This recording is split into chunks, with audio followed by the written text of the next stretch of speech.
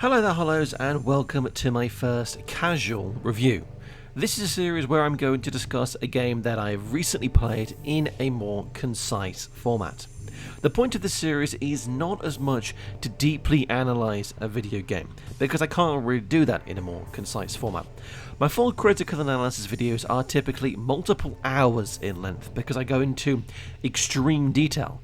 But this series will be taking a more broad look at a video game, going into the basics of the gameplay and story, but without spoilers, and then discussing at the end whether I would personally recommend playing the game.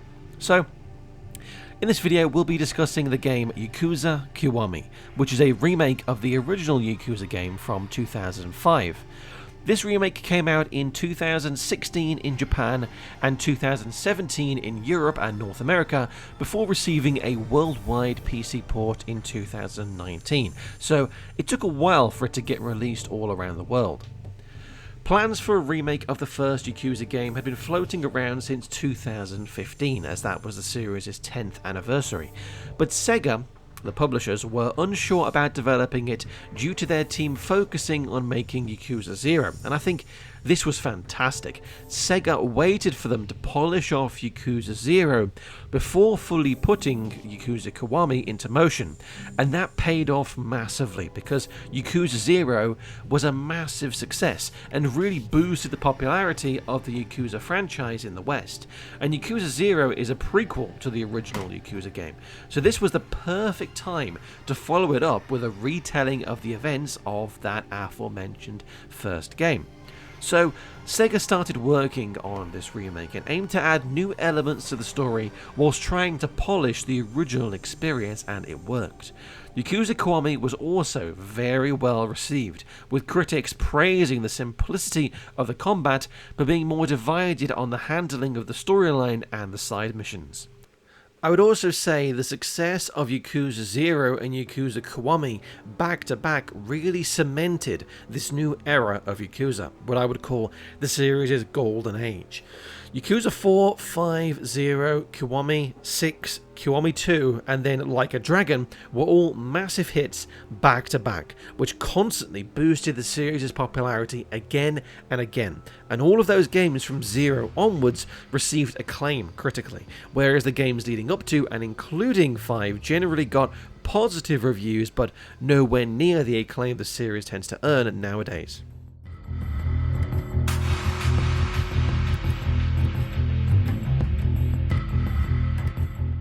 I think it's time to begin, and where better to start than with a brief, spoiler-free discussion of the game's story. Yakuza Kiwami opens up in 1995 with a shot of our main character, Kiryu Kazuma, standing over the body of his boss. Here, he looks very menacing. It looks like he's a villain, and shortly after we're brought up to speed on what has led him to this point. Shortly after, he's sent to prison for murder for 10 years, and the main game starts after that, in 2005, when it's just been released. The girl is in love with Yumi has mysteriously disappeared in this time, and the organization that he used to work for, the Tojo clan, has had 10 billion yen stolen from them. The game's plot revolves around Kiryu trying to find out what's happened to Yumi, as well as the 10 billion yen, and what all of this has to do with a little girl called Haruka, who seems to be caught in the middle of all of it. Now, I can't actually explain the reason why I personally started playing Yakuza Kiwami. For some reason, I was randomly in the mood for a Japanese game, and when I sat in my room looking through random games, Yakuza caught my eye like no other one for some strange reason, and usually when that happens with games, I'll try them for a bit and then end up no longer playing them, but with Yakuza, that was just impossible. It couldn't just happen because the story ended up being an absolutely crucial part of these games for me, and from just 5 minutes of the game's cinematics, I was invested. The story here is fantastic. It's written beautifully, and whilst at first you're wondering why some characters are involved and some of them seem pointless, by the game's conclusion, everything slots into place perfectly, and the story is masterfully crafted, and it had me gripped for the entire duration. And I can very rarely say that about games nowadays. Usually, games get you hooked in the beginning and have quite a dramatic conclusion, and there's loads of boring filler in the middle to try and drag the game out a bit, but not with Yakuza. There was always something happening that I was invested in, and the motivations of every character you could always understand, even if you didn't necessarily agree with their actions, and this game really did play out for me like a movie. And that leads me on to my first negative.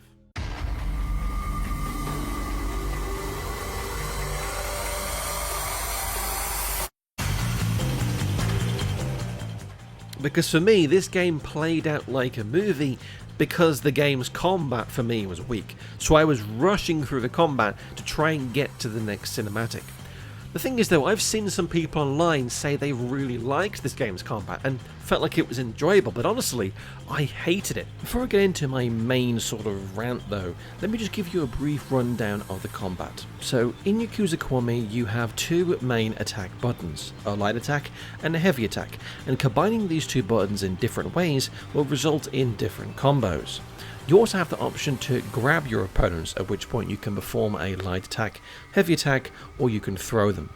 In your environment, you also have the options to pick up a variety of weapons like bikes, tables, chairs, and all sorts of things which you can then perform a light or heavy attack with, and you can throw them at enemies. You also have the option to lock onto enemies using the right trigger, which is no help because it never actually locks onto enemies properly, and usually you'll find yourself locked onto invisible things in the environment which don't really help at all. You can also block, which does stop all damage in some of your styles, but in some others it just reduces damage. Now those styles are the main way in which Yakuza Kiwami differentiates itself from other entries in the series though, because you have 4 different attacking styles. The brawler style is basically your standard Yakuza attacking style. Then there's the rush style, which allows you to move and attack faster but deal less damage. The beast style then is essentially the opposite, as you move and attack slower but deal more damage, and you also pick up any object that's next to you in the environment automatically. The dragon style is supposed to be Kiryu's master style though.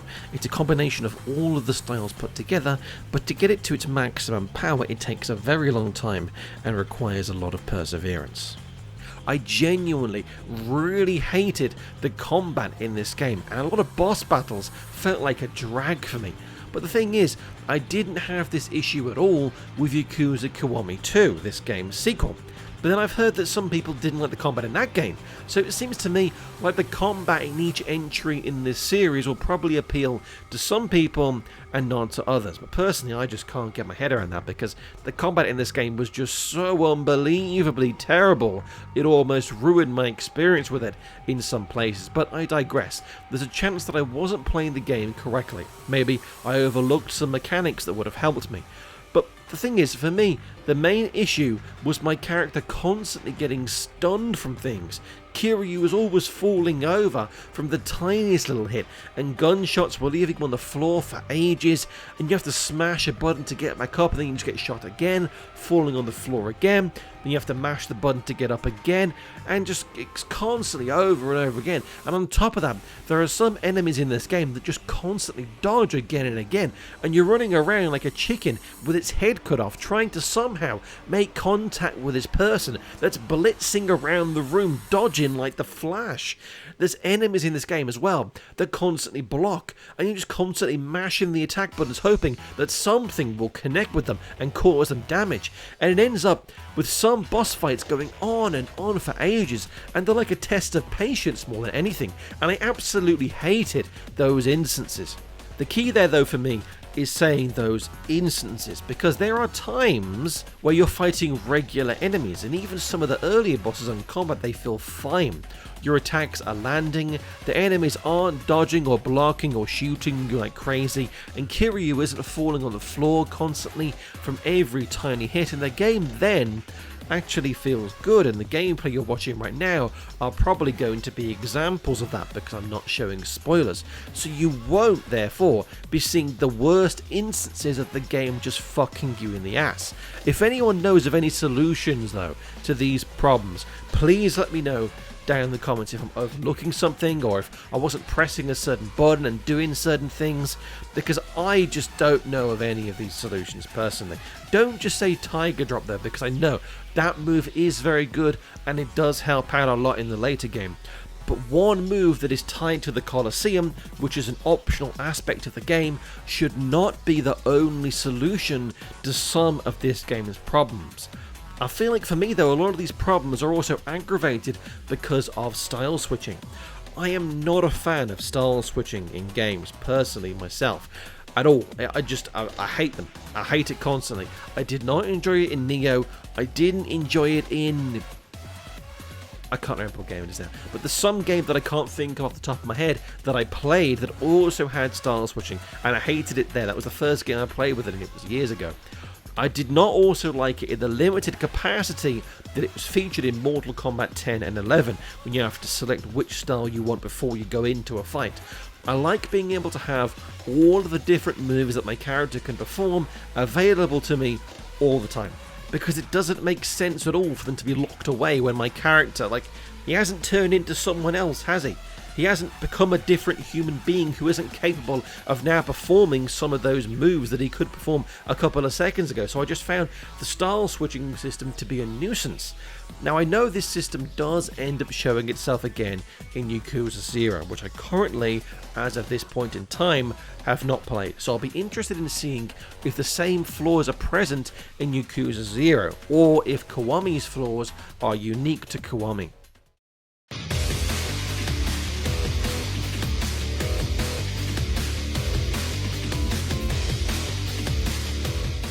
Now, one of the best aspects, though, of the Yakuza franchise as a whole has to be its open world, and the amazing things that you can do in it, and the fantastic mini-games that it has to offer. Yakuza Kiwami has a lot of really fun side activities like bowling, darts, pool, the Colosseum, poker, blackjack, roulette, shogi, pocket circuit racing, there's a batting centre, karaoke, there are girls at a cabaret club you can go on dates with, and honestly, aside from the story, this was the main thing that I enjoyed about Yakuza. All of these fun activities and side games are what took my time played in this game from 18 hours to about 50. And that's a massive thing. A huge part of this though was actually the collection list, because I'm a sucker for that kind of thing in video games. Seeing that list of things to complete, and all of them would give me collection points that I could spend at a shop to purchase more things for my character, that was a massive incentive for me to want to go out into the world and date every girl, complete all the batting centre courses, learn how to play blackjack and poker, and whilst I was running around town doing those things, I was bumping into random side stories, which usually were very funny, or ended up with my character doing some really weird, quirky things, which made my time playing this game even better. And this is probably one of the best aspects, in my opinion, of the entire franchise. There are new minigames in every single entry, and new takes on ones that we've seen before, and they are massive draws for me because some of the minigames are basically entire games in their own right. The Pocket Circuit Tournament, for example, was massive. It has loads of tracks, dozens and dozens of different parts for your car. You can customize it how you want, and it is literally a whole separate game, just like darts, or the batting centre, or poker. You can spend hours and hours playing these games, and you can end up getting lost in them because they are so enjoyable. The only downside of this though is I do feel like bowling is quite underdeveloped though, if I'm honest. You can complete all of the bowling stuff for the completion list in about 30 minutes, which is a real shame because I love bowling in real life and it really feels like it got the short end of the stick here.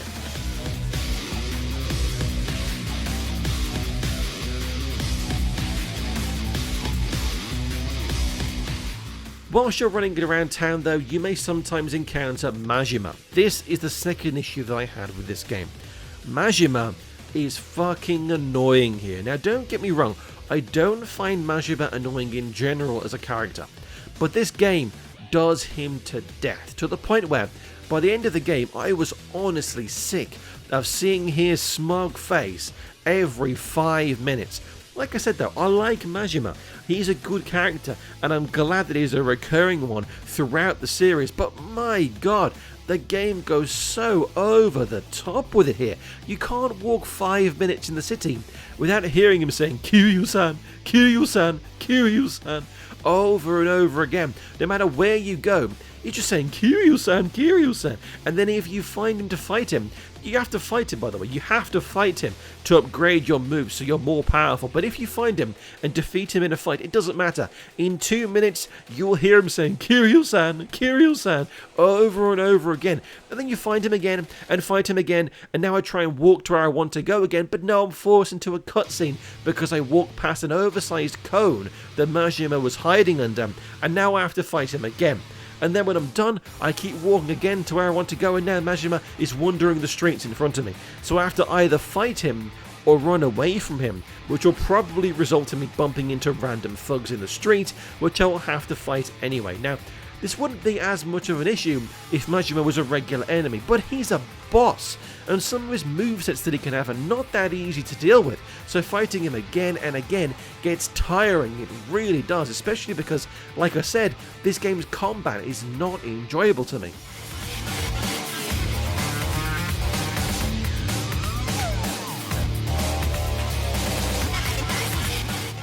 The final thing I want to discuss is sort of a weird comment on the game as a whole. I love this game's personality, and it makes the game stand out to me in a way that other games don't always. This game has a very distinct charm to it, and has a weird social commentary aspect that I really appreciate. You have a very serious crime drama story, contrasted with these strange events and minigames which you'd think would be so jarring in comparison to the gritty main story, but actually it results in this distinct charm that really makes the game stand out so much. Kiryu is this very serious, almost superhero main character who is seemingly invincible, but has a very strict code of honor that makes him incredibly likable. And then the game takes him and puts him in strange situations, like having a woman say he tried to grope her in the street, or ending up going on a date with Majima dressed up like a woman just for shits and giggles. The game has a seemingly never-ending amount of strange situations to throw Kiryu into that makes for some hilarious and memorable encounters, and this is something that really can't be understated. It's what pulled me through some of the game's worst parts and really made it stay in my mind even when I wasn't playing it.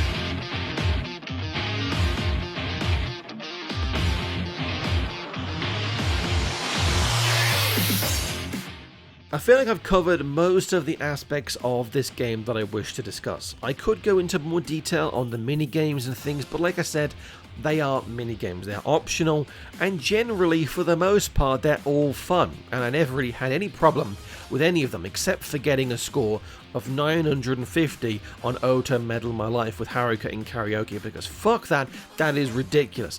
But I would say, despite my issues with Yakuza Kiwami, it's a very good game, so I definitely would recommend playing it to anyone that hasn't already, especially because my issues with the combat don't seem to reflect everyone else's opinion.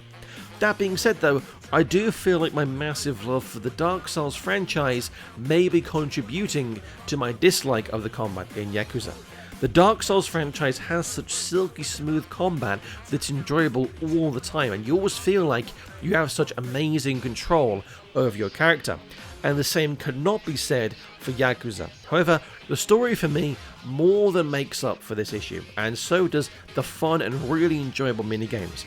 So personally, I myself would give Yakuza Kiwami a 7.5 out of 10. It's a good game with a fantastic story and lots of really fun side activities to do, which is sadly let down by clumsy combat and frustrating random encounters in the open world environment. Now then, that's the end of this video. Next up will be a casual review of the first Ratchet & Clank game, which is a game that I've been wanting to do a video on for a very, very long time. I've really enjoyed the entire Ratchet & Clank series. I think the majority of them are really enjoyable games, and I'm really looking forward to doing this kind of video on Ratchet & Clank next week.